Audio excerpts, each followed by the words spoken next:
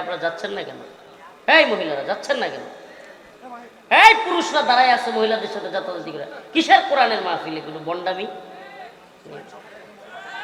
আস্তে আস্তে আস্তে কোরআনের মাহফিলে মহিলারা পুরুষদের ভিতরে চাপাচাপি কইরা হুজুরে দেখতে আসছে, এই দেখার মধ্যে কোনো ফায়দা হবে? কোরআনের মাহফিলে আসলে কি ফরজ বিধান বাতিল হয়ে যায়? আল্লাহ তাআলা যেটা ফরজ করেছেন, যেটা হারাম করেছেন, সেগুলো কি কোরআনের মাহফিলে আসলে থাকে না চলে যায়? তাইলে আপনি শুনতে আসছেন ওয়াজ মাহফিল, আর এখানে এসে ফরজ তরফ করবেন। এই ওয়াজ মাহফিল এগুলা কি ফরজ না ওয়াজিব? ফরজও না ওয়াজিবও না, সুন্নতও না, সুন্নতের স্থানেও নাই, মুবাহ। করলে সওয়াব আছে, না করলে গুনাহ নাই। ওয়াজ মাহফিল করলে কি আছে? সওয়াব আছে, না করলে সেটা মুবাহ। তো এরকম একটা মুবাহ কাজের জন্য আল্লাহর ফরজ বিধান। আল্লাহ বলছে ওয়াকারনা ফি বুয়ুতিকুন্না ওয়ালা তাবাররাজনা তাবাররুজাল জাহিলিয়াতিল উলা। মুমিন নারীরা তোমরা ঘরের ভিতরে থাকো, ওয়ালা তাবাররাজনা তাবাররুজাল জাহিলিয়াতিল উলা, তোমরা জাহিলি জামানার নারীদের মতো উলঙ্গ হয়ে রাস্তায় কিংবা বিভিন্ন জায়গায় ঘোরাঘুরি করিও না। তো এটা আল্লাহর আদেশ নাকি আদেশ না? তাইলে আল্লাহর আদেশ মাহফিলে এসে মানতে হবে, নাকি অমুক সেলিব্রিটি তথাকথিত ভাইরাল বক্তা আসছে, নাউজুবিল্লাহ, আল্লাহ এই ভাইরালিজম থেকে আমাদেরকে হেদায়েত দান করুক। এই তথাকথিত ভাইরালিজম সেলিব্রিটিজমের ধোঁকাবাজি থেকে আল্লাহ উম্মাকে বাঁচায় রাখুক। আরো জোরে বলেন আমিন। বলেন না, এই সেলিব্রিটিজমের, এই ভাইরালিজমের ধোঁকাবাজি আল্লাহ না করুক। আমার কি ফায়দা হবে যদি আমি জাহান্নামের আসামি হয়ে যাই? আমি যদি আল্লাহর কাছে ক্ষমা না পাই, এই পরিচিতি, এই মানুষ চেনা, আমাকে দেখবার জন্য ধাক্কাধাক্কি, এটা কি লাভ হবে আমার? আল্লাহর সামনে তো সবাইকে দণ্ডায়মান হইতে হবে, তাও কি একা একা? ওখানে কোনো সুপারিশ চলবে না, কোনো নেতা তার কর্মী বাহিনী নিয়ে ঢুকতে পারবে না। আছে না যে কোনো জায়গায় নেতারা যাইতে না পারলে 200-500 সাঙ্গপাঙ্গ নিয়ে জোর করে ঢুকতে চায়, চলবে না। وَكُلُّهُمْ آتِيهِ يَوْمَ الْقِيَامَةِ فَرْدًا, আল্লাহর কাছে এক এক করে দণ্ডায়মান হইতে দাঁড়াইতে হবে। ওই শাহাবুদ্দিনের বেটা রফিকুল ইসলাম, এই অমুকের বেটা অমুক, তমুকের বেটা তমুক, সবাইকে আল্লাহ এক এক করে জিজ্ঞেস করবে, এক এক করে। আজকে যেই মা, যেই বোন এই ঠেলাঠেলি করে মাহফিলের ভিতরে ঢুকছে, তার এই মাহফিল শোনা তো ফায়দা হবেই না, উল্টো সে দায়ুস হয়ে যাবে। তার স্বামী, তার বাবা, তারা হবে দায়ুস। লা তাদখুলুল জান্নাহ, দায়ুসের জন্য কোনো জান্নাত নাই।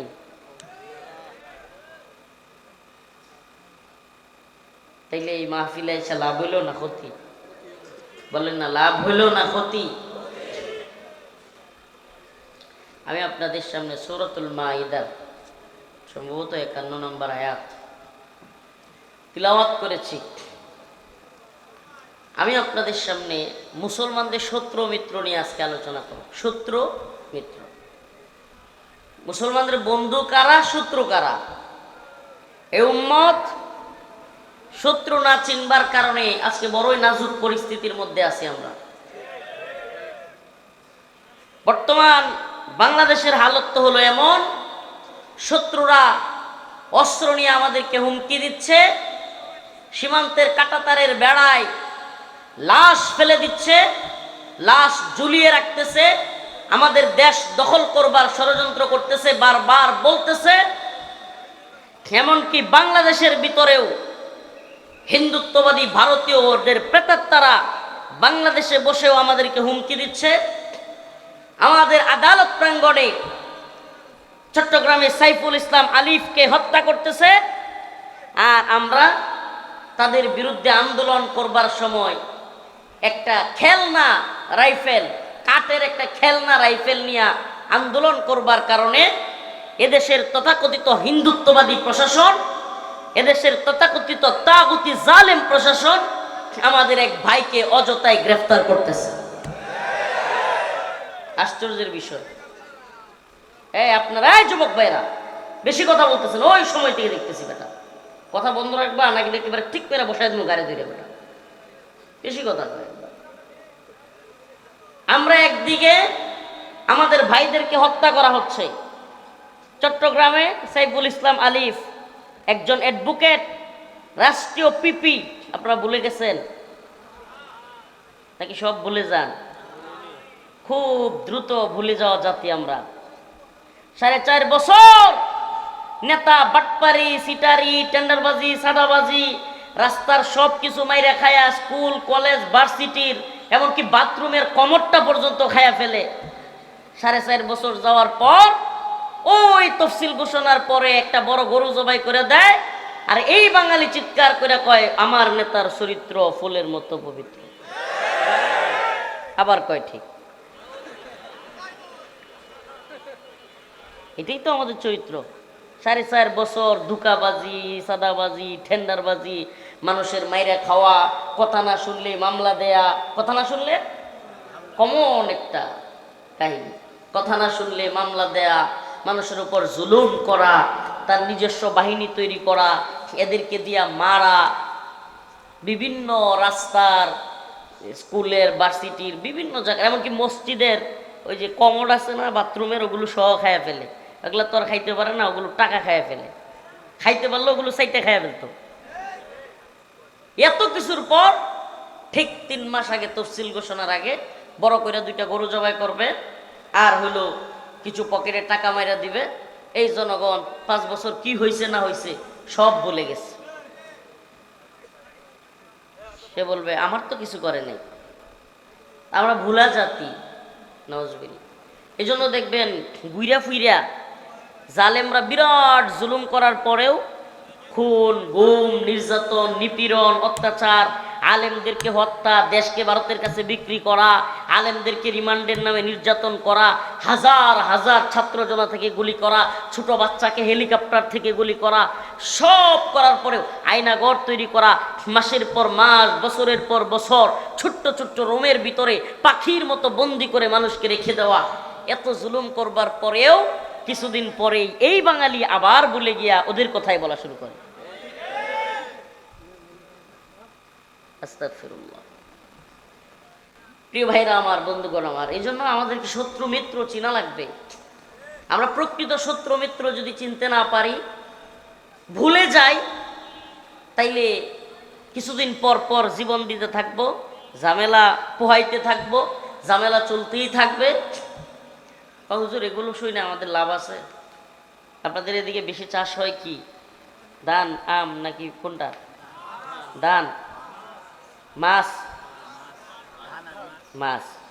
তো হুজুর আমরা তো এত চিন্তা করে লাভ আছে, মাছের ঘের আছে, ঘের কয় না, ঘেরের মধ্যে মাছ চাষ করব, মাছ মারাবো, খাবো, ফুর্তি করব, মাঝে মাঝে প্রয়োজনে মাহফিলে আসবো, আপনাদের মতো বড় কি বলে পরিচিত ভাইরাল বক্তা আসলে আমরা হেদায়েতের জন্য আসবো না হুজুর, আসবো হইলো আপনাদের মতো এই তথাকথিত ভাইরাল বক্তা আসলে একটু দেখতে আসবো।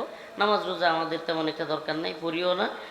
এরপরে হইলো যদি গান বাজনা হয়, বড় ধরনের কোনো যাত্রা পালা হয়, এই এই এটা দেন না, এটা মাথার নিচেরটা দেন না, এগুলা দেন, দিলে দিলে এটা দেন, হ্যাঁ এটাই না দেন। তো গান বাজনা হইলে আমরা ওখানেও যাব, সব কিছু করবো, গেরের মধ্যে মাছ ধরবো, এগুলো তো আমাদেরকে কি শুনাইতেছেন? এগুলা শুনে আমাদের কোনো দরকার আছে? আমার আম্মা, আমার এক ভাই ছিল, আওয়ামী লীগ করতো, আল্লাহ হেদায়েত দিছে। আমার এক ভাই কি করতো? আওয়ামী লীগ করতো, আল্লাহ হেদায়েত দিছে, মুসলমান হয়েছে, আলহামদুলিল্লাহ। তো এখন আমি মাঝে মাঝে, সে যখন আওয়ামী লীগে ছিল, ঝগড়া লাগতো আমার সাথে, বিভিন্ন তর্ক বিতর্ক লাগার পরে, ভাইয়ের সাথে তর্ক বিতর্ক লাগলেই আম্মা খেপে যাইতো। আম্মা এসে বলতো, মানে খাবার সময় হয়ে গেলে, আমার ছোটবেলা থেকে আবু ডাকতো, আবু। আপনাদের এলাকায় ছোটদেরকে বলে কিনা? আমি আমাদের 5 ভাইয়ের মধ্যে সবার ছোট, তো বোনদের মধ্যেও ছোট। তো বলে আম্মা ধমক দিয়ে বলতো, আবু খায় দেয় কাম নাই তোমার, মানে নেত্রকোনার ভাষায় বলতেছে, খায় কাম নাই তোমরা, তাড়াতাড়ি আয়ো সে খাও। এই কেলা কি করছে, হাসিনা কি করছে, এটা লয়ে গপ পর লাগতো না, আয়ো। আমরা দুই ভাই ঝগড়া লাগতাম, বুঝতো যে ঝগড়ার লিমিট ক্রস হইলে পরে নিয়ে আবার ঝামেলা হয়। এর লেগে আম্মা ধমক দিয়ে কইতো খায় কাম নাই আয়োছে। এখন কয়েকদিন পর মনে করেন পানের দাম বেড়ে গেছে, পান আম্মা বিশাল পান খায়, মানে একবারে এমন অবস্থা যে সকাল থেকে দুপুর হয়ে গেছে ভাত খাওয়ার খবর নাই, খুঁজা খুঁজা ভাত খাওয়াইতে হয়, কিন্তু পান খাইয়া ফেলছে 8-10 বার, এমন অবস্থা আর কি। তো পানের দাম, এখন ভাইয়ে পান আনছে অল্প, বাবু তোমার ভাইয়ে খালি পান কম আনে কে, পানের দামগুলি বিরাট বাড়ছে। আমি কইছি এখন এগুলো আম করে জিজ্ঞেস করিও না, এই যে কয়েকদিন আগে রাজনীতির কথা কইছিলাম বলতে দিলা না তো, এটার লেগে পানের দাম বাড়ছে। বাস্তবতা, জাতীয় আন্তর্জাতিক পরিস্থিতির সাথে আপনার পানের দাম, মাছের দামেরও কিন্তু সম্পর্ক আছে না নাই? রাষ্ট্রের পরিস্থিতির সাথে আপনার মাছের দামেরও কি আছে? তাইলে যে জনতা সচেতন না, সে দুনিয়াবি ভাবেও শত্রু মিত্র না চেনার কারণে দুনিয়াবি ভাবেও লাঞ্ছিত হয়, দুনিয়াবি ভাবেও ক্ষতিগ্রস্ত হয়, আখেরাতেও তার ক্ষতিগ্রস্ত। তাইলে আমাদেরকে শত্রু মিত্র চিনতে হবে কি হবে না? আমাদের ভাই সাইফুল ইসলাম আলিফকে হত্যা করছে, ভুলে গেলে চলবে? চট্টগ্রামের দিনে দুপুরে একজন রাষ্ট্রীয় উকিল, এই আঙ্কেল, এই যে এই ধরনের হাতি ঘোড়া যেগুলোর হাত পা বোঝা যায়, এই সমস্ত প্রাণীর ছবি বা প্রাণীর মূর্তি, পুতুল, এগুলো বাচ্চাদেরকে কিনে দিবেন না। কি করবেন না? আমাদের বাচ্চাদেরকে এখন থেকে, ছোটবেলা থেকে মুসলিমদের বাচ্চাদেরকে মূর্তিবিহীন সংস্কৃতির শিক্ষা দিতে হবে, নাইলে এরা আবার আওয়ামী লীগের মতো নিজের বাপ দাদার মূর্তি বানাবে। ঠিকই ঠিক না? আমাদেরকে মূর্তি বিরোধী হইতে হবে। আমাদের নবী ইব্রাহিম আলাইহিসসালাম মূর্তি বিরোধী ছিলেন, ভাস্কর্য বিরোধী ছিলেন। এই ভাস্কর্যের নামে বলেন, মূর্তির নামে বলেন, আমাদের নবী সরদারে দো আলম মুহাম্মদ আরবি সাল্লাল্লাহু আলাইহি ওয়াসাল্লাম মূর্তি বিরোধী ছিলেন। কাবার ভিতরে থাকা সমস্ত মূর্তিগুলো ভেঙে ফেলেছিলেন। ইব্রাহিম আলাইহিসসালাম সমস্ত মূর্তি ভেঙে ফেলেছিলেন। আমাদের চেতনা মূর্তি ভাঙার চেতনা। আমাদের চেতনা কি? মূর্তি ভাঙার চেতনা। এই জন্য 5 আগস্ট আসতে দেরি হয় নাই, 16 মিনিট যাইতে পারে নাই।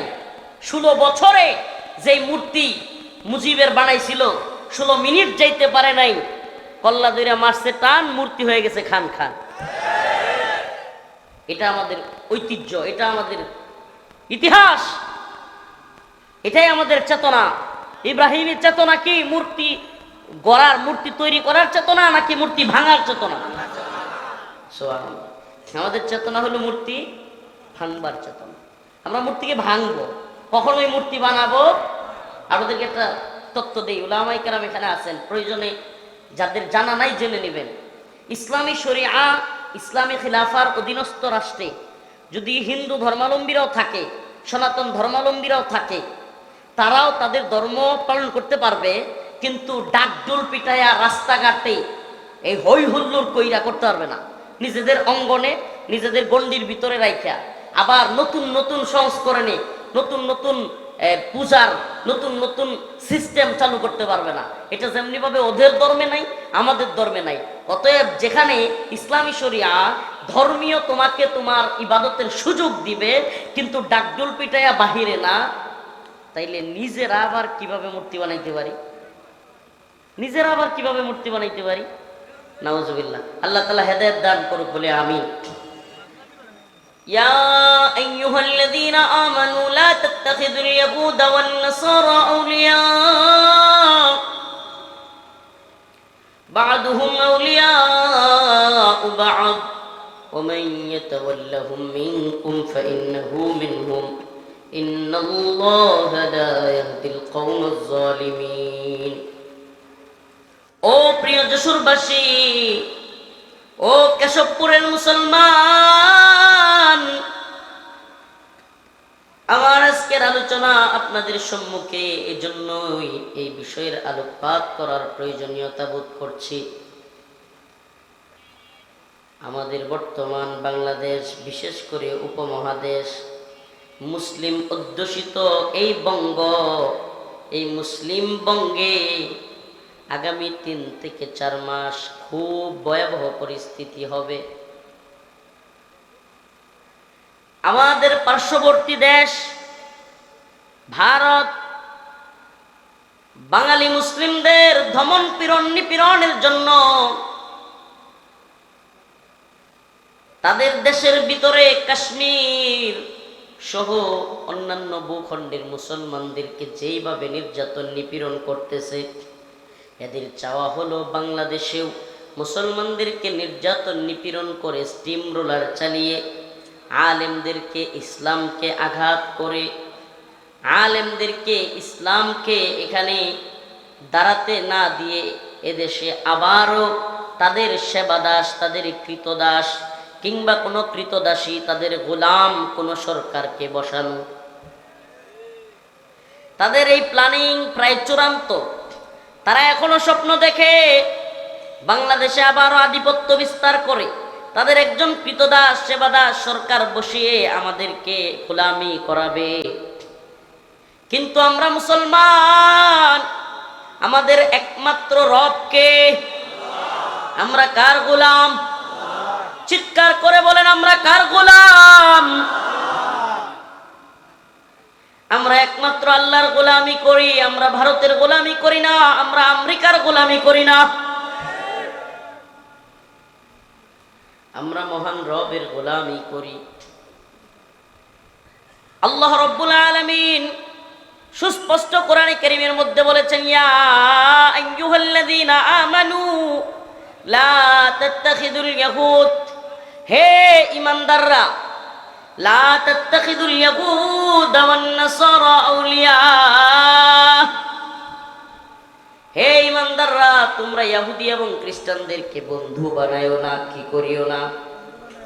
ইহুদি খ্রিস্টানদেরকে বন্ধু বানায়ো না।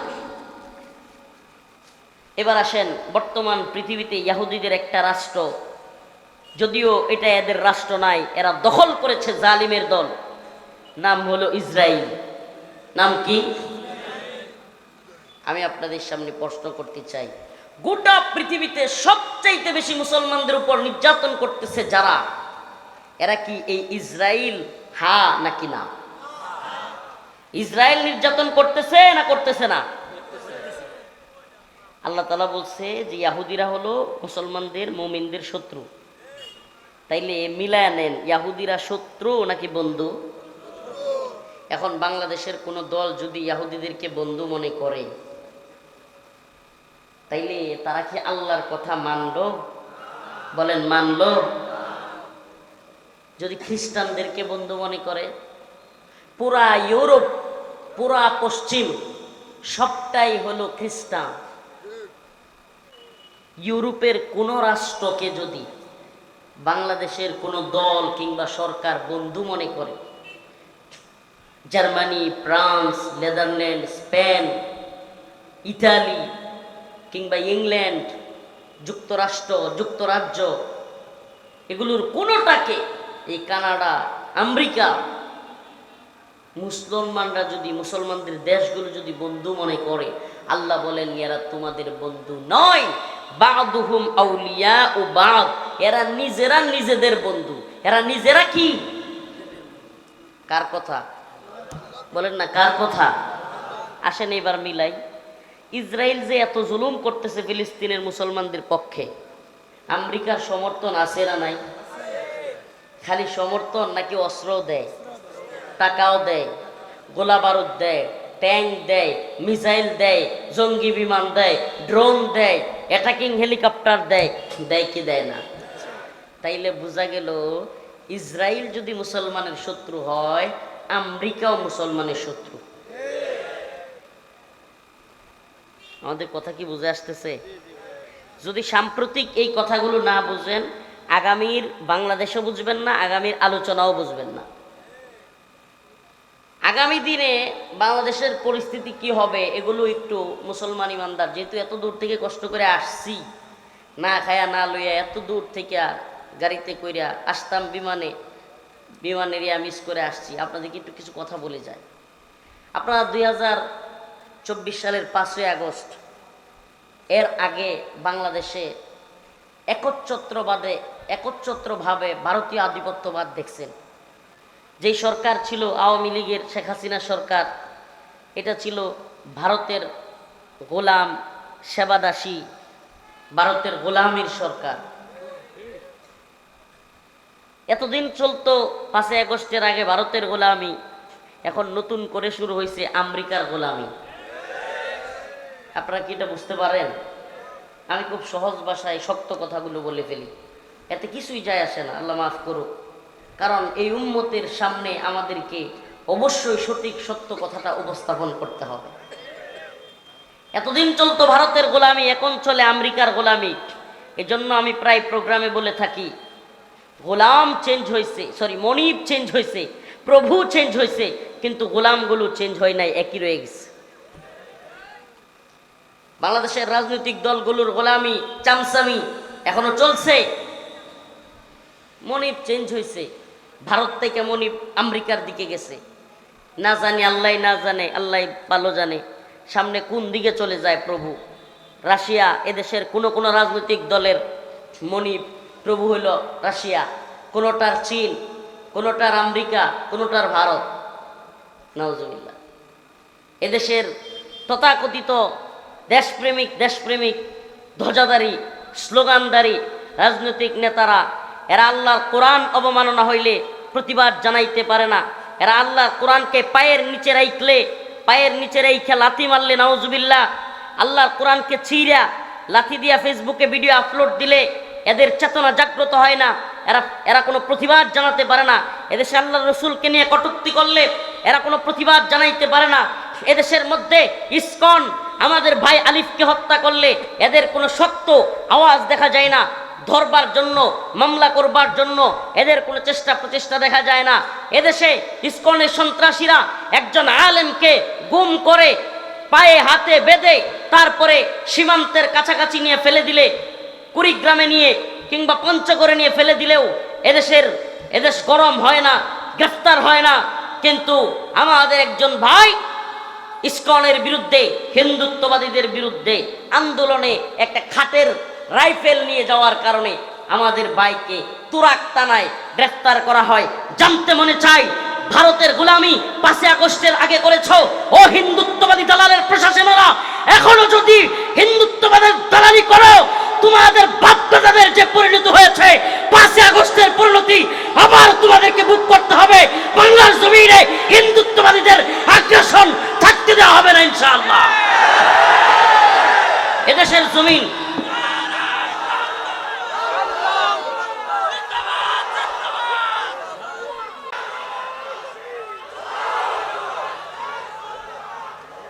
আমরা একেবারে হুঁশিয়ার করে দিতে চাই, ইসকন নামক এই সন্ত্রাসী সংগঠনকে নিষিদ্ধ করতেই হবে। এই কথা বলেন মুসলমান। ইসকন বেটা মজা নেওয়ার বিষয়গুলো, হ্যাঁ, আমি কি মজা নেওয়ার জন্য আজ করতেছি? মুসলমানদের এত বড় সেন্সিটিভ ইস্যুতে আপনার চেতনা যদি হাসির চেতনা হয়, তাহলে আপনি গোড়ার ডিম কিছুই করতে পারবেন না। আপনার মধ্যে যদি কষ্টই না থাকে, আমি একজন আলেমরে ধরে নিয়ে হুট করে রফিকুল ইসলাম মাদানিরা দেখতে আইছেন গোড়ার ডিম এখানে, হুট করে যদি আমাকে নিয়ে এখন গুম করে দেয় ইসকন, কি একটা আশ্চর্য কথা। বলতেছে স্বাধীন দেশ, একজন আলেমকে সেই গাজীপুর থেকে ধরে নিয়ে কুড়িগ্রামে পঞ্চগড়ে ফেলে রেখে আসছে, হাত পা বাঁধা, মেরে ফেলতে চাইছিল। চিন্তা করা যায়, উলঙ্গ অবস্থায় মারছে, পাথর দিয়ে দিয়া বুতুলের ভিতরে পানি বইরা ওইটা দিয়ে পিটাইছে, উলঙ্গ করে ফেলছে। তো এটা কেমন দেশ রে ভাই? কল্পনা করতে পারতেছেন? আল্লাহ না করো আগামীকালকে আপনি যে হুজুরকে পছন্দ করেন, সে যেই গ্রুপের হোক, তাকেও যে এইভাবে ওরা গুম খুন করবে না, তাইলে ভারতীয় আধিপত্যবাদ এখনো কমলো কোথায়? ভারতের গোলামি কমলো কোথায়? এই প্রশাসন কাকে খুশি করতেছে? ওদেরকে গ্রেফতার করতে পারে না, খুঁজে পায় না। আর একজন আলেম জজবাই একজন মানুষ, সে ভালোবাসায় একটা দামি বন্দুক, হিন্দুত্ববাদীদেরকে ইসকনকে ভয় দেখানোর জন্য যদি হয়ে থাকে, তারা নিয়ে দৌড়ায় গ্রেফতার করে নিয়ে আসছে। এটা কার দালালি? এটা কাদের দালালি? ভারতের দালালি। যারা করেছিল 5ই আগস্টে তাদের পরিণতি কি এরা দেখে নাই? এখনো যদি কেউ ভারতের দালালি করে, শুধু ভারতের দালালি না, যদি কেউ আমেরিকার দালালি করে, এদেশে একসময় স্লোগান ছিল পিন্ডি না ঢাকা, মুরব্বীরা বলতে পারবে। পাকিস্তানের সাথে যুদ্ধের সময় রাওয়ালপিন্ডি পাকিস্তানের একটা অঞ্চলের নাম, ওই সময় ঢাকার রাজপথে স্লোগান হইতো পিন্ডি না ঢাকা। এখনকার এই জেনজি প্রজন্ম, এই প্রজন্ম এটা বলতে পারবে না। আমরাও তো ইতিহাস পড়ে জানছি, ইতিহাস থেকে জানছি পিন্ডি না, মুরব্বীরা বলতে পারবেন স্লোগান হইতো কি হইতো না। এরপরে এই প্রজন্মের স্লোগান পাল্টে গেছে। কেন? একসময় 71 পরবর্তী কিংবা 71-এর সময় এদেশ পাকিস্তানের জুলুম চলতেছিল, এজন্য স্লোগান হয়েছিল পিন্ডি না ঢাকা, মানে পাকিস্তানের একটা জায়গার নাম রাওয়ালপিন্ডি, যে আমরা পিন্ডির গোলামি চাই না, আমরা ঢাকা স্বাধীন হয়ে বাঁচতে চাই। এজন্য স্লোগান হয়েছিল পিন্ডি না ঢাকা। এরপরে শুরু হলো দিল্লির গোলামি। 71-এর পর থেকে শুরু হলো কি? দিল্লির গোলামি। দিল্লির গোলামি শুধু আওয়ামী লীগ করে নাই, 71 পরবর্তী সময়ে 2024-এর 5ই আগস্টের আগ পর্যন্ত যত দল ক্ষমতায় ছিল, কোন দল ভারতের কথা ছাড়া উঠতে বসতে পারে নাই, সবগুলো ভারতের কথায় উঠছে আর বসছে। এটা ছিল রিয়েলিটি। তো তখন স্লোগান কি হয়েছে? দিল্লি না, সামনে স্লোগান হবে, লিখে রাখেন, লিখে রাখেন। আমি ছোট্ট মানুষ বললাম, স্লোগান পাল্টে যাচ্ছে, অচিরেই স্লোগান হবে ওয়াশিংটন না ঢাকা। স্লোগান পাল্টে যাবে, কারণ গোলামি তো শুরু হয়ে গেছে ওয়াশিংটনে। সন্ত্রাস বিরোধী আইনের নামে, জঙ্গিবাদের নামে আলেমদেরকে গ্রেফতার করা হয়, আর এদিকে ইসকন অস্ত্র নিয়ে মহড়া দেয়। ইসকন প্রকাশ্যে দিবালুকে একজন অ্যাডভোকেটকে হত্যা করে।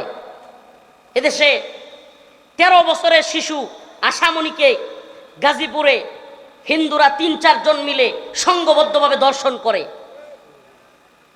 আর দেশের পুলিশ সেই দর্শকদের পক্ষে বিবৃতি দেয়। প্রিয় ভাইরা আমার, বন্ধুগণ আমার, এদেরকে দেখলে মনে হয় এরা যেন ভারতের গোলামি করতেই পছন্দ করে। এরা কাদের গোলামি করতে পছন্দ করে? আর এদেশে সবচাইতে বেশি রয়ের পারপাস সার্ভ করে যেই ইউনিট, যেই শাখা, এটা হলো মিডিয়া শাখা। এই মিডিয়া, এই কুখ্যাত মিডিয়া, এই দাজ্জালি মিডিয়া, আমি মেইন স্ট্রিম মিডিয়ার কথা বলছি। ইউটিউবাররা তো মিডিয়ার একটা ছোট্ট পার্ট, এরা তো এই ইউটিউবাররা তো ওয়াজ মাহফিলে আসে, এদের বিষয় বলছি না। মেইন স্ট্রিম মিডিয়া যেটা, এদেশের টিভি চ্যানেলগুলো কিংবা এদেশের যেগুলোকে বলা হয় মেইন স্ট্রিম, এরা কি করে? এরা দেখবেন ছোট্ট আশামণি 3 জন হিন্দু মিলে ধর্ষণ করছে, দেখবেন এটা নিউজ নাই এত বেশি, এটার কোনো কি নাই, নিউজ নাই। কিন্তু যখনই মুসলমানরা একটা কিছু করবে, ওরে বাবা, নিউজ মিডিয়া প্রচার একের পর এক। এই যে মনে নাই আপনাদের, কোন মহিলা হিন্দু টিপ পড়ছিল, ওরে বাবা, একটু টিপের জন্য পুরো দেশ আওলে গেছিল, যদি ওই পুলিশের চাকরিও চলে গেছে।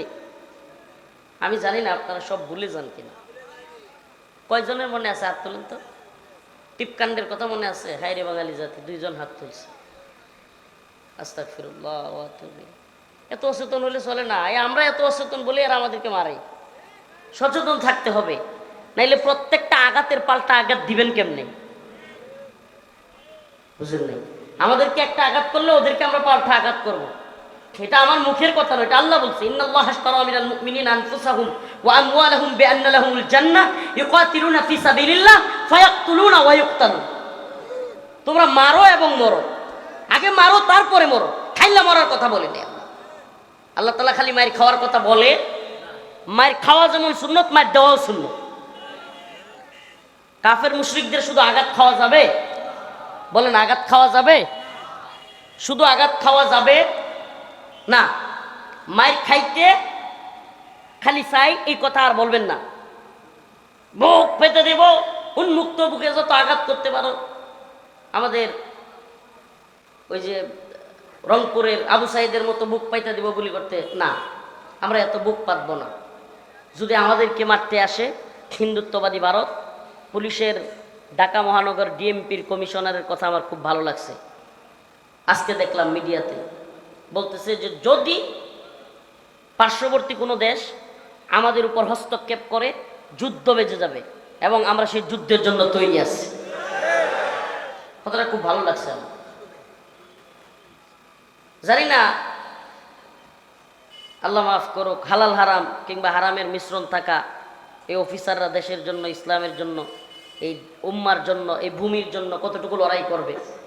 কিন্তু আমরা তো অচেতন হয়ে গেলে চলবে না।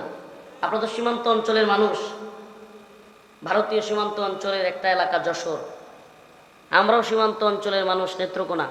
খুব সতর্ক থাকতে হবে মুসলমান। কথাগুলো খুব মনোযোগ দিয়ে শুনবেন। হুজুর আজকে এই কথাগুলো কেন বলতেছেন? এই জন্য বলতেছি ভাই, আমি পারতাম আপনাদেরকে নামাজের একটু আলোচনা শোনাইতে, হজ নিয়া, কোরবানি নিয়া, রমাদানের রোজা নিয়া, কিংবা বিভিন্ন বিষয়ে আপনাদেরকে আলোকপাত করতে পারতাম, তাকওয়ার ওয়াজ করতে পারতাম এগুলো। অবশ্যই আমাদের নামাজ পড়া দরকার, নামাজ পড়তেই হবে, নামাজ আল্লাহর পক্ষ থেকে ফরজ।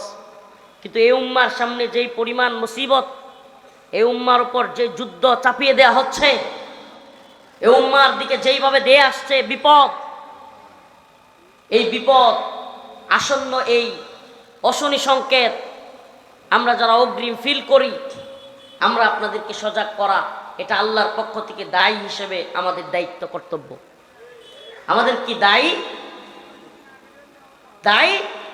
তার দায়িত্ব, যে দিনের দায়ী তার অবশ্যই দায়িত্ব এবং কর্তব্য হলো এই উম্মার মাঝে এই চেতনাকে জাগ্রত করা। দেখুন আল্লাহ পাক বলতেছে, আমি রফিকুল ইসলাম মাদানীর কথা শুনবার দরকার নাই, আল্লাহ রাব্বুল আলামিন বলতেছে, লাতাজিদান্না আশাদ্দান নাস আদাওয়াতাল লিল্লাযিনা আমানুল ইয়াহুদ ওয়াল্লাযিনা আশরাকু। লাতাজিদান্না আশাদ্দান নাস, মানুষদের মধ্য থেকে অবশ্যই তোমরা পাবে শত্রু হিসেবে, মুসলমানদের কঠিন শত্রু হিসেবে মানুষদের মধ্য থেকে তোমরা পাবে আদাওয়াতাল লিল্লাযিনা আমানুল ইয়াহুদ ওয়াল্লাযিনা আশরাকু। প্রথমেই পাবে ইহুদিদেরকে, এরপরে পাবে মুশরিকদেরকে।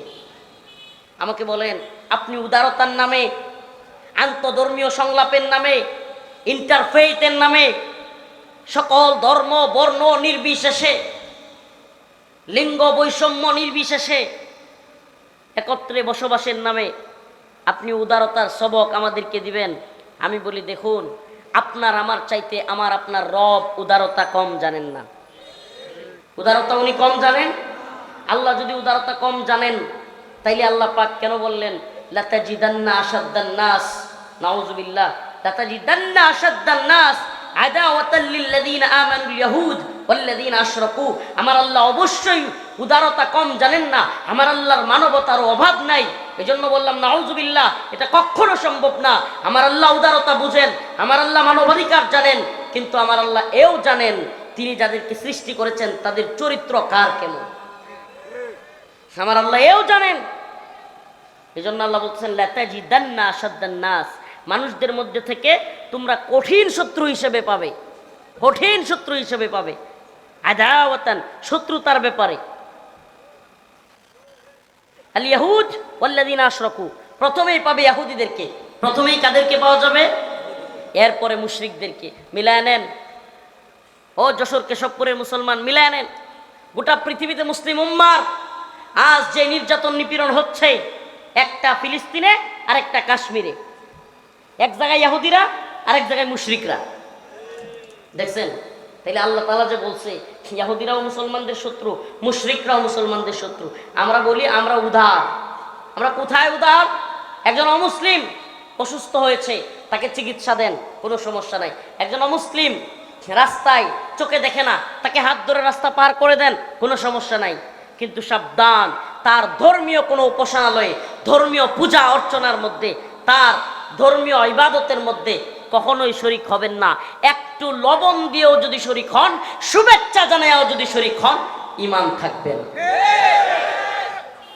কথা ভালোভাবে বুঝবেন, কথা ভালোভাবে বুঝবেন।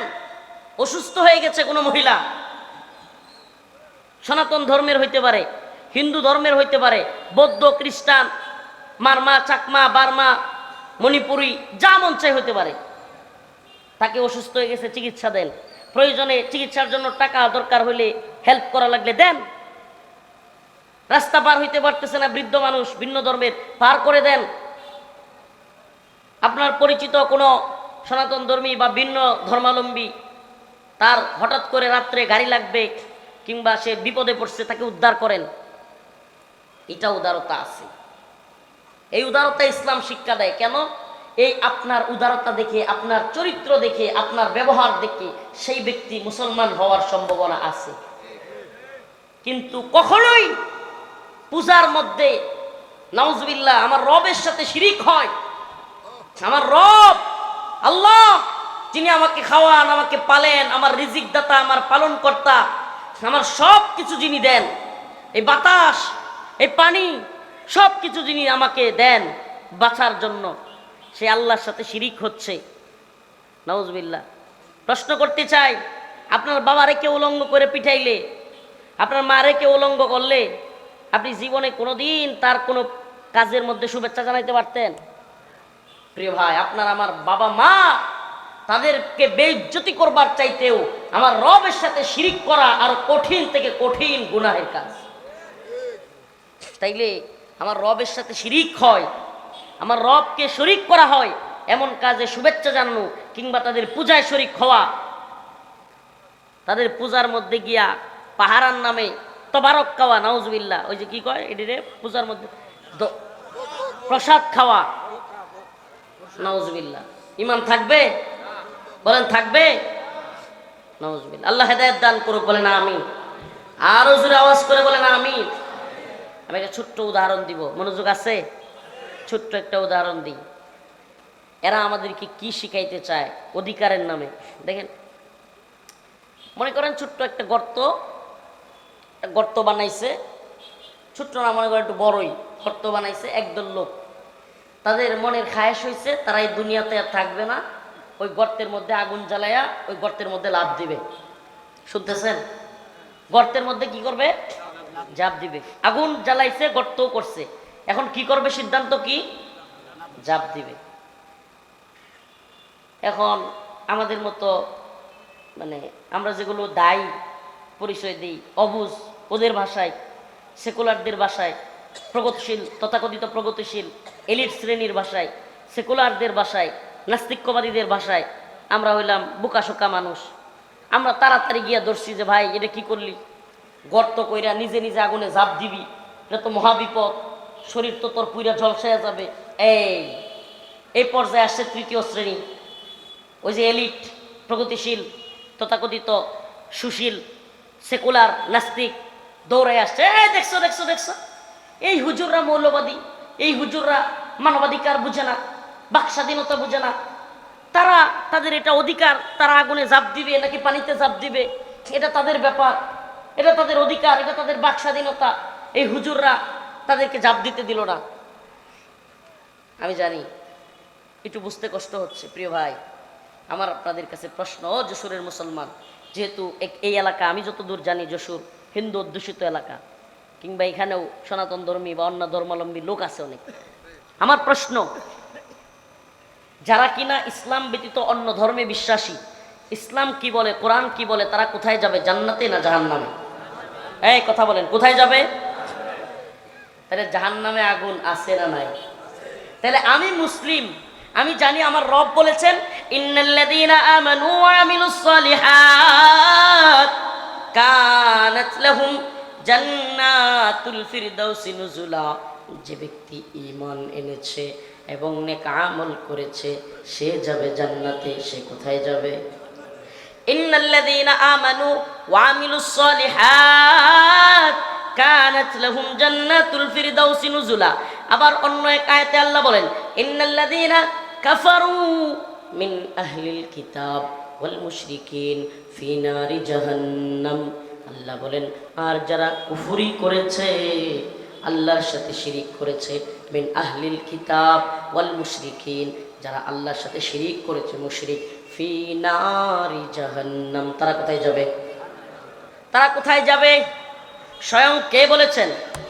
আমার আল্লাহ বলতেছেন তারা জাহান্নামে যাবে। মুশরিক, হিন্দুত্ববাদী হোক, ব্রাহ্মণ্যবাদী হোক, ইহুদি হোক, খ্রিস্টান হোক, মারমা হোক, চাকমা হোক, বৌদ্ধ হোক, মুসলিম ছাড়া অন্য সকল ধর্মাবলম্বীরা কোথায় যাবে? মাদার তেরেসা হোক, নেলসন ম্যান্ডেলা হোক, মোদির মা হোক, আর যেই হোক, এই মুদির মা কইলে হাসে। মুদির মা কইলে কি লেগে জানেন? মুদির মা যখন মারা যায়, আপনারা তো নিউজগুলো মনে রাখেন না, এইগুলো বলতে কষ্ট হয়, শহরে মনে রাখে। মুদির মা যখন মারা গেছিল তখন শেখ হাসিনা ক্ষমতায়, ইয়া বড় এক বিবৃতি দিছিল আমাদের শেখ হাসিনা। মোদিজি কে মা, আপনার এই প্রয়াণে আমরা খুব মর্মাহত, আপনার উভয় জগৎ কল্যাণময় হোক, ভালো হোক। এক বিশাল বিবৃতি দিয়েছিল আমাদের লেডি ফেরাউন, মহিলা ফেরাউন হাসিনা। তো এই জন্য বলি, আমাদের লেডি ফেরাউন হাসিনা বড় এক বিবৃতি দিলেই কি মুদির মার আখেরাত ভালো হয়ে যাবে? এই জন্য বলছি যে মুদির মা হইলেও হোক, মাদার তেরেসা হোক, নেলসন ম্যান্ডেলা হোক, কিংবা হাসিনার দোয়া করা মুদির মা হোক, যদি কাফের অবস্থায় মৃত্যুবরণ করে, মিন নাহলিল কিতাব ওয়াল মুশরিকিন ফি নারি। আপনি যেই দলের নেতা হন, যেই দলের আমির হন, যেই দলের পীর হন, যত বড় শায়েখ হন, যত বড় বক্তা হন, যত বড় নেতা, যত বড় লিডার হন, এমপি হন, মন্ত্রী হন, কিংবা যেই হন, যদি আপনি বলেন আমি মুসলমান, আপনার আকীদা, আপনার ঈমান হইতে হবে মুসলমান হইলে জান্নাতি, কাফের হইলে জাহান্নামী। আর যদি বলেন মুসলমান ছাড়াও জান্নাতে যাইতে পারে, আমি বলবো আপনি ঈমানদার না, আপনার ঈমান এখনো সঠিক না। বলবেন হুজুর কেমনে? আল্লাহ বলেন আফাতুমিনুনা বিবাদিল কিতাব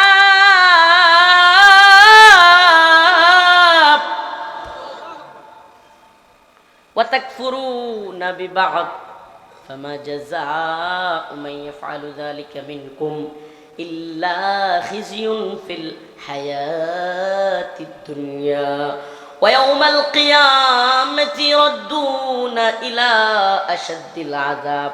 আল্লাহ বলেন আফাতুমিনুনা বিবাদিল কিতাব, তোমরা কি এই কিতাবের কিছু অংশের উপর ঈমান এনেছো? ওয়া তাকফুরুনা বিবাদ, আর কিছু অংশের উপর ঈমান আনলা না। তোমরা কি ইন্নাল্লাযীনা আমানু ওয়া আমিলুস সলিহাত কানাত লাহুম জান্নাতুল ফিরদাউস, এই আয়াতের উপর ঈমান আনলা। যারা নেক আমল করে ঈমানদার, এটা কিন্তু সবাই জানে, যারা নেক আমল করে ঈমানদার এরা কোথায় যাবে?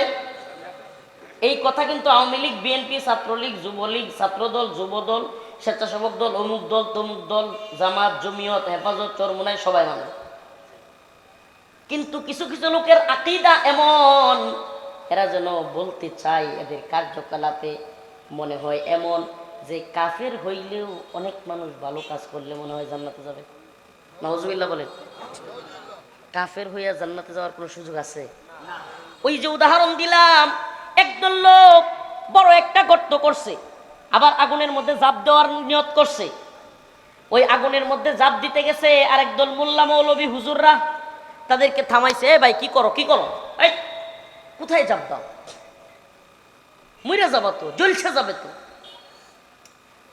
এখন ওই সুশীল তথাকথিত প্রগতিশীল এলিট সেকুলার নাস্তিক আসছে, আইসা বলতেছে, হ্যাঁ হুজুর ছাড়েন ছাড়েন ছাড়েন, ঝাঁপ দিতে দেন, এটা বাক স্বাধীনতা, এটা অধিকার, আপনি তার অধিকার থামানোর কে? এদের বক্তব্য হলো আমি, আপনি, আমরা কোনো কিছু করতে পারবেন না এটা বলার অধিকার রাখি না, কারণ যার যেটা মনে চায় করবে, আপনার মনে না চাইলে আপনি করবেন না। আপনি ভালো মানুষ, আপনি ভালো থাকেন, আপনার যেটা ভালো লাগে অন্যের সেটা ভালো নাও লাগতে পারে, আপনার যেটা ভালো লাগে না অন্যের সেটা ভালো লাগতেও পারে। মানে দেখেন যুক্তি, যাদের নাস্তিকবাদীদের যুক্তিগুলো হলো এরকম, বুঝছেন না? নাস্তিকবাদীদের যুক্তি হলো কেউ কাউকে আটকাইতে পারবে না কোনো বিষয়ে। কেন? কারণ যার যেটা ভালো লাগে সে সেটা করবে। যার নাউজুবিল্লাহ, যার সিনেমা দেখতে ভালো লাগে সে সিনেমা দেখবে, আপনার নামাজ পড়তে ভালো লাগে আপনি নামাজ পড়েন, আপনার রোজা রাখতে ভালো লাগে আপনি রোজা রাখেন, যার রোজার দিনে ও গান বেহায়া গান ছাড়তে ভালো লাগে, মহিলা নিয়ে নাচানাচি করতে ভালো লাগে, সিগারেট খাইতে ভালো লাগে, মদ খাইতে ভালো লাগে, সে সেটা করবে, আপনি বাধা দেওয়ার কে? যদি বলেন আপনি মুসলমান তাহলে ঠিক আছে, আপনি বিশ্বাস করেন আখেরাতে গেলে বিচার ফাইসালা হবে, তারও বিচার হবে আপনারও বিচার হবে, তাইলে তারটা তারে করতে দেন। দেখছেন যুক্তি? নাউজুবিল্লাহ বলবেন না। যুক্তি দেখছেন? এই নাস্তিকবাদীদের যুক্তি। কিন্তু বাস্তবতা কি? এটা কি সহজ যে কাউকে কিছু বলা যাবে না, এভাবে চলতে থাকবে? তাইলে আমার প্রশ্ন, একই বাড়িতে একই ফ্ল্যাটে একটা রুমের ভিতরে আলাদা আলাদা রুম ভাড়াটিয়া থাকে কি থাকে না? এখন এক ভাড়াটিয়ার মেয়ের বিয়ে, এখন ওই ভাড়াটিয়া বিশাল বড় বড় 8টা-10টা সাউন্ড বক্স আইনা ডিজে পাঠিয়ে দিচ্ছে, আর পাশের মানুষ ঘুমাইতে চায় কিংবা কারো পরীক্ষা আছে, কেউ অসুস্থ আছে। আপনি বলেন ওই বাসায় যা মন চায় তা করতে দেওয়া কি এদের জন্য সম্ভব? বলেন সম্ভব? আপনি নামাজ পড়েন, আপনার জন্য পর্দা করা ফরজ, কিন্তু আপনার বাসার সামনে একজন অর্ধ উলঙ্গ মহিলা থাকে। অর্ধ উলঙ্গ পর্যন্ত হাফ প্যান্ট পরে যেগুলো নাচানাচি করে, এখন ওই নাস্তিকদের কথা অনুযায়ী আপনি তারা কিছুই বলতে পারবেন না। হাই হাই, আপনি নামাজ পড়ে বের হওয়ার সাথে সাথে দেখেন আয় হাই সব কিছু নিয়ে নাচানাচি। বলেন না নামাজ পড়ে আপনার কি চোখ ঠিক রাখতে পারবেন? ঠিক রাখতে পারবেন? এরা এগুলো বলতে চায়, এই দুঃখাবাজরা বুঝাইতে চায় যার যেটা মন চায় সে সেটা করবে, কিন্তু ইসলাম বলে এই সুযোগ নাই। আজকের তথাকথিত কিছু রাজনৈতিক দলের নেতাদেরকে যখন বলা হয় যে আপনারা কি এই দেশে ক্ষমতায় আসলে পর্দা যদি কেউ না করে, হিজাব কেউ না পরে তাদেরকে বাধ্য করবে, না এটা ম্যান্ডেটরি না। হাই হাই, আস্তাগফিরুল্লাহ আস্তাগফিরুল্লাহ। কিভাবে বলে রে? এরা আল্লাহর দিন আল্লাহর ইসলাম বুঝে নাই, প্রকৃত কোরআন বুঝে নাই, ইসলামী শরিয়া বুঝে নাই। অবশ্যই অবশ্যই ইসলামী শরিয়ার অধীনস্থ রাষ্ট্রে মহিলাদেরকে অবশ্যই পর্দা করতে হবে। প্রিয় ভাইরা আমার, এখন জাহান্নামের দিকে দৌড় মারছে, আগুনের দিকে জাপ দিছে, মোল্লা মৌলবীরা থামাইছে। বলেন না আমরা তো বলি তোমাদের চাইতেও আমরা বেশি উদারপন্থী, তোমাদের চাইতেও আমরা বেশি মানবতাবাদী, তোমাদের চাইতেও আমরা বেশি মানবাধিকারে বিশ্বাসী। বলবেন কেমনে? তোমাদের বক্তব্য হলো যে যা মন চায় করবে, ওই গর্তের ভিতরে আগুনের মধ্যে জাপ দিতে চাচ্ছে, তোমাদের বক্তব্য অনুযায়ী তাদেরকে আগুনে জাপ দিতে দেওয়া উচিত। আমরা বলি না, যদি গুজরাটের কসাই নরেন্দ্র মোদিও মুসলমান হইয়া তওবা করে জান্নাতে চইলা যায়, আমাদের কোনো আপত্তি নাই। আমার কথা মনে হয় বুঝেন নাই, না বুঝাইতে পারি নাই? গুজরাটের কসাই নরেন্দ্র মোদিও যদি কালেমা পইরা তওবা পইরা মুসলমান হয়ে যায়, তাইলে যশোরের মুসলমান কি কইবেন যে এত নির্যাতনের পরে আল্লাহ তারে জান্নাতে দিয়েন না? বলবেন? এটা ইসলামের আকীদা না। অতএব আমরা আরো বেশি উদার। তোমরা মানুষকে জাহান্নামের পথে নিতে চাও, তোমরা উদারতার নামে, বাক স্বাধীনতার নামে, মানবাধিকারের নামে সমকামিতা, ট্রান্সজেন্ডার মতবাদ প্রমোট করতে চাও, তোমরা মানুষকে জাহান্নামের পথে নিতে চাও। আমরা কাফেরদেরকে দাওয়াত দিয়া ইসলাম কবুল করাইয়া আমাদের সাথে একত্রে জান্নাতে নিতে চাই। কে বেশি উদার? সুবহানাল্লাহ। কে বেশি উদার? আমরা চাই না কেউ জাহান্নামে যাক। হিন্দু ধর্মাবলম্বী সেও কালিমা পড়ে মুসলমান হয়ে এক রবের অধীনে চলে আসুক। তাআলাউ ইলা কালিমাতিন সাওয়াইন বাইনানা ওয়া বাইনাকুম আল্লা না'বুদা ইল্লাল্লাহ। এসো সেই কথায় যেখানে তোমার এবং আমার উভয়ের কথা এক। কি? আল্লাহ না'বুদা ইল্লাল্লাহ, আল্লাহ ছাড়া কারো ইবাদত করব না, আল্লাহ ছাড়া কারো ইবাদত করব না। প্রিয় ভাইরা আমার, বন্ধুগণ আমার, তাইলে বলতে চাই আল্লাহর চাইতে বড় উদার, আল্লাহর চাইতে বড় জান্নাওয়ালা, আল্লাহর চাইতে বড় কেউ আছে? তাইলে আল্লাহ বলছে ইন্নামাল মুশরিকুনা নাজাস। কথাটা শুনতে তো কেমন লাগে? আমরা যদি কইতাম যে মুশরিকরা নাপাক, মুশরিকরা নাপাক, নাপাক কি বলে হুজুররা? মৌলবাদী, জঙ্গিবাদী, নাউজুবিল্লাহ। এখন আল্লাহরে গিয়া বলেন, আল্লাহ বলছে ইন্নামাল মুশরিকুনা নাজাস, মুশরিকরা নাপাকি। আল্লাহ বলছে মুশরিকরা, ইহুদিরা তোমাদের বন্ধু না, ইহুদি এবং মুশরিকরা তোমাদের শত্রু। এখন আল্লাহ যদি এগুলো বলে, নাউজুবিল্লাহ, আল্লাহ বলতেছে একটা কাফেরও জান্নাতে যাবে না।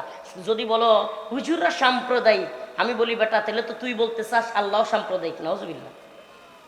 আমরা অসাম্প্রদায়িক হইতে পারবো না, আমরা অবশ্যই সাম্প্রদায়িক। আমরা জানি একমাত্র সম্প্রদায় মুসলমান যেটা জান্নাতে যাবে, অবশ্যই আমরা এই জন্য সাম্প্রদায়িক।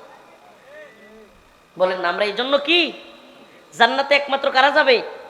বলবেন হুজুর তো ইসলাম তো মুহাম্মদুর রাসূলুল্লাহ সাল্লাল্লাহু আলাইহি ওয়াসাল্লাম আসার আগে অন্য ধর্মাবলম্বীরাও যে ছিল, এরা কোথায় যাবে? বাইরে এরাও মুসলমান ছিল। কয় কেমনে? এক আল্লাহ। আদম আলাইহিস সালাম তারও কালিমা ছিল লা ইলাহা ইল্লাল্লাহ। নূহ আলাইহিস সালাম কালিমা ছিল লা ইলাহা ইল্লাল্লাহ। মুসা আলাইহিস সালাম কালিমা ছিল লা ইলাহা ইল্লাল্লাহ। একটু হালকা রসুলদের সাথে পরিবর্তন হয়েছে, মূল অংশে পরিবর্তন হয় নাই। কালিমার মধ্যে ওই অংশ যেটা রিসালাত নিয়ে যিনি এসেছিলেন, নবুয়ত নিয়ে যিনি এসেছিলেন, যেমন লা ইলাহা ইল্লাল্লাহ ইব্রাহিম খলিলুল্লাহ, লা ইলাহা ইল্লাল্লাহ মুসা কালিমুল্লাহ, লা ইলাহা ইল্লাল্লাহ ঈসা রূহুল্লাহ, লা ইলাহা ইল্লাল্লাহ মুহাম্মাদুর রাসূলুল্লাহ সাল্লাল্লাহু আলাইহি ওয়াসাল্লাম। তার মানে লা ইলাহা ইল্লাল্লাহ সবসময় ছিল।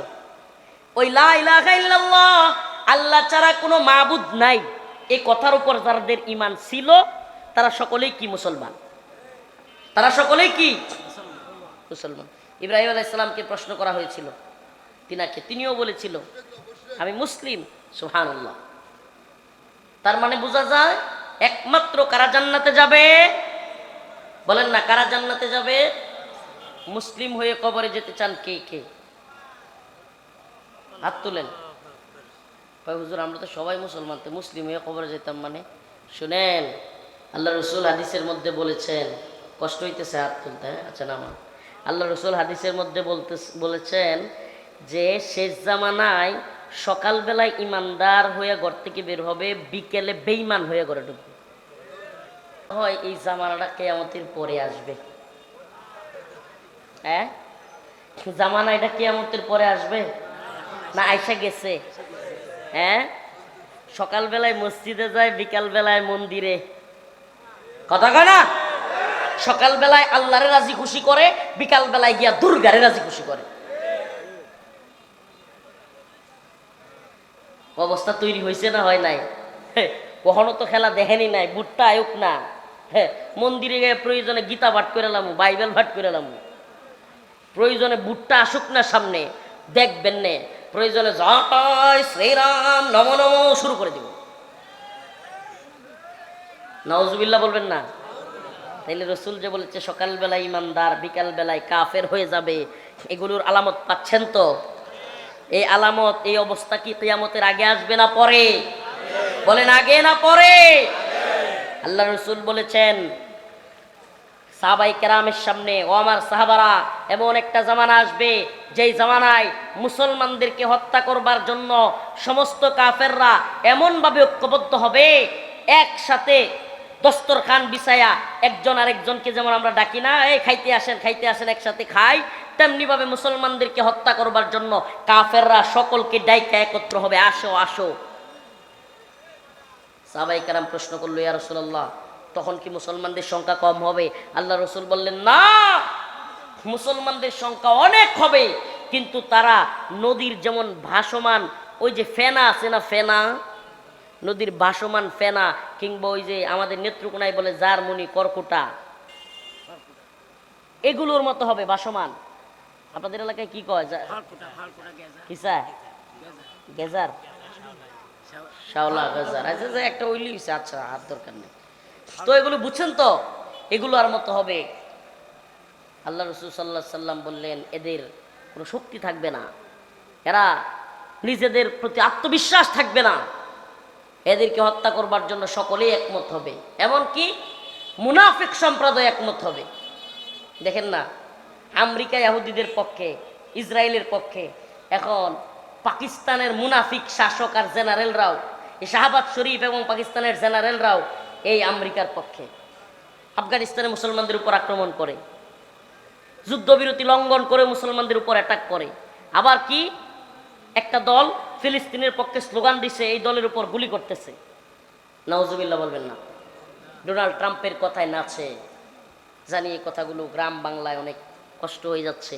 ও মুসলমান, আখের একটা কথা বলে যায়, এই যে জনস্রোত, এই জনস্রোতকে আমাদেরকে কাজে লাগাইতে হবে। এটা শুধু মাহফিলের প্যান্ডেলে নয়, মসজিদেও যেতে হবে।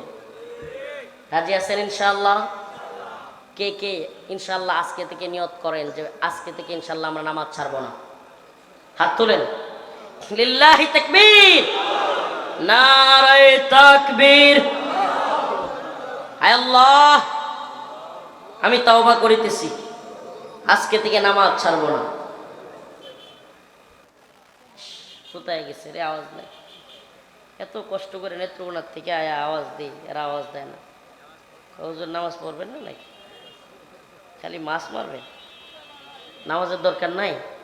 আল্লাহ তাআলা আমাদের সবাইকে নামাজি বানাক, বলেন আমিন। তৈরি থাকবেন, যদি ডাক আসে, আস্তে আস্তে বলতেছি, শরীর আর কোলাইতেছে না, কিন্তু যদি ডাক আসে ইনশাআল্লাহ কোনো হিন্দুত্ববাদী ব্রাহ্মণ্যবাদী তাগুতি শক্তির বিরুদ্ধে যদি ময়দানে ঝাঁপায় পড়তে হয়, রাজি আছেন তো ইনশাআল্লাহ? উলামায়ে কেরাম ডাক দিলে লাব্বাইক বলে ইনশাআল্লাহ ময়দানে নামবেন তো ইনশাআল্লাহ? আমরা কোনো হিন্দুত্ববাদীদেরকে ভয় করি না, আমেরিকাকে, ইসরায়েলকে, ভারতকে ভয় করি না। আমরা একমাত্র ভয় করি, একমাত্র গোলামি করি। চিৎকার করে বলেন আল্লাহ। একমাত্র আপনার ইবাদত করি। লা তাত্তাখিদুল ইয়াহুদ ওয়ান নাসারা আউলিয়া, আল্লাহ বলছেন এরা ইহুদি খ্রিস্টানরা তোমাদের বন্ধু না, বাদুহুম আউলিয়া ও বাদ, এরা নিজেরা নিজেদের বন্ধু। আল্লাহ বলছেন ওয়ামাইয়াতাওয়াল্লাহুম মিনকুম ফাইন্নাহু মিনহুম। আল্লাহ বলছেন তোমাদের মধ্যে হাসিনা, তোমাদের মধ্যে শাহবাজ শরীফ, কিংবা তোমাদের মধ্যে ডক্টর মোহাম্মদ ইউনূস যদি কেউ তাদের সাথে পীড়িত করে, বন্ধুত্ব করে, আল্লাহর কথা এটা, ওয়ামাইয়াতাওয়াল্লাহুম মিনকুম ফাইন্নাহু মিনহুম, তাইলে সে তোমাদের দলের কেউ না, সে ওই ইহুদি খ্রিস্টানদের দলের লোক, সে মুশরিকদের দলের লোক। এটা কার কথা? আল্লাহ বলছে ওয়ামাইয়াতাওয়াল্লাহুম মিনকুম ফাইন্নাহু মিনহুম, তোমাদের মধ্য থেকে শেখ হাসিনা, তোমাদের মধ্য থেকে যে কেউ, শাহবাজ শরীফ কিংবা আরো কেউ যদি তাদের সাথে সম্পর্ক তৈরি করে, ইহুদি, খ্রিস্টান, হিন্দু, মুশরিক, এদের সাথে এমন সম্পর্ক যে দেশের বিরুদ্ধে যাব প্রয়োজনে, কিন্তু ওদের গোলামি করব, তাইলে বুঝবা এরা তোমাদের লোক ছিল না, এরা তোমাদের লোক না, এরা হলো তাদের সম্প্রদায়ের লোক, এরা ইমানদার নয়। আল্লাহ এদেরকে হেদায়েত দান করুন। আর হুজুরে বলেন আমিন। আর যদি কেউ ইমানের কথা চিন্তা করে, দেশের কথা, জাতির কথা চিন্তা করে, উম্মার কল্যাণে চিন্তা করে, সে অবশ্যই অবশ্যই ইমানদার। আল্লাহ তাআলা আমাদের সবাইকে ইমানদার হিসেবে শত্রু মিত্র চিনে কবরে যাওয়ার তৌফিক দান করুক, বলেন আমিন। ওয়া আখিরু দাওয়ানা আনিল হামদুলিল্লাহি রাব্বিল আলামিন। আসসালামু আলাইকুম ওয়া রাহমাতুল্লাহি ওয়া বারাকাতুহু। সকলের কাছে প্রাণ খুলে দোয়া চাই। অসুস্থ হয়ে যাবো মনে হইতেছে, আজকে যেই জার্নি করছি, সবাই একটু দোয়া করবেন, খাস করে আমাদের জন্য দোয়া করবেন, এই দেশ জাতির জন্য, এই উম্মতের জন্য। আল্লাহ তাআলা বুঝার এবং আমল করার তৌফিক দান করুক। আর কেউ আছে?